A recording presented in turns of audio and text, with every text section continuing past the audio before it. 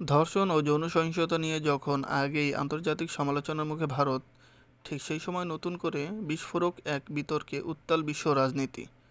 বিশ্বের কুখ্যাত যৌন অপরাধী জেফ্রি অ্যাপস্টিন সংক্রান্ত নথিতে উঠে এসেছে ভারতের প্রধানমন্ত্রী নরেন্দ্র মোদীর নাম। এমন দাবিতে শুরু হয়েছে তীব্র আলোচনা।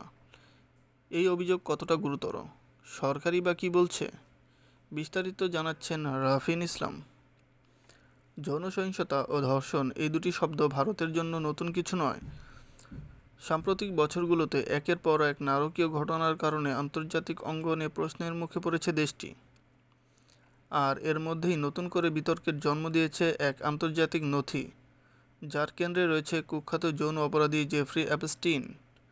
2019 সালে যুক্তরাষ্ট্রের কারাগারে রহস্যজনক মৃত্যুর পর থেকেই জেফ্রি অ্যাপস্টিনকে ঘিরে রহস্য আরও ঘনীভূত হয়।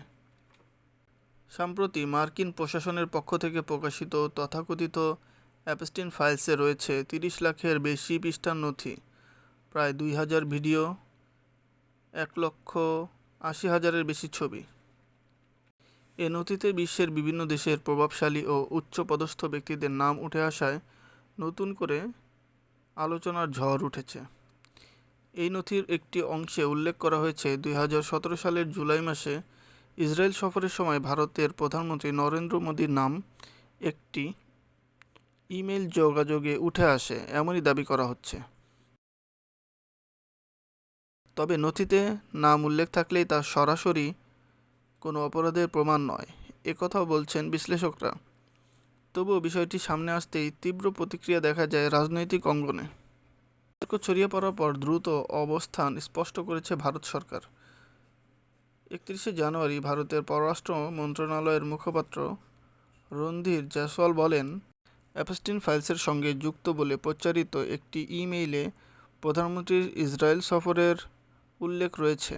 বিষয়টি সরকার অবগত। তবে ওই ইমেইলে থাকা অন্যান্য সব তথ্য সম্পূর্ণ ভিত্তিহীন ও বিভ্রান্তিকর। সরকারের দাবি, প্রধানমন্ত্রী নরেন্দ্র মোদীর বিরুদ্ধে আনা সব অভিযোগই মিথ্যা এবং রাজনৈতিক উদ্দেশ্য প্রণোদিত। অ্যাপস্টিন ফাইলস ঘিরে বিতর্ক অবশ্য শুধু ভারতে সীমাবদ্ধ নয়।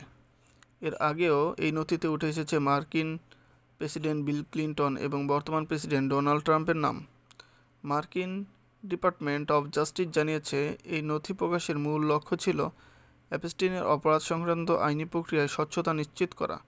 তবে প্রশ্ন থেকেই যাচ্ছে, অ্যাপস্টিনের মৃত্যুর পর প্রকাশিত এসব নথি কি কেবল অতীতের অন্ধকার অধ্যায়, নাকি সামনে আরও বড় কোনো সত্য উন্মোচনের ইঙ্গিত? বিশ্ব মিডিয়ার নজর এখন শুধু তথ্যের দিকেই। ভারত সরকার সব অভিযোগ অস্বীকার করলেও অ্যাপস্টিন ফাইলস ঘিরে বিতর্ক আপাতত থামছে না। আগামী দিনে আরও নথি প্রকাশ হলে এই ইস্যু কোন দিকে মোড় নেয়, সেটাই এখন দেখার বিষয়।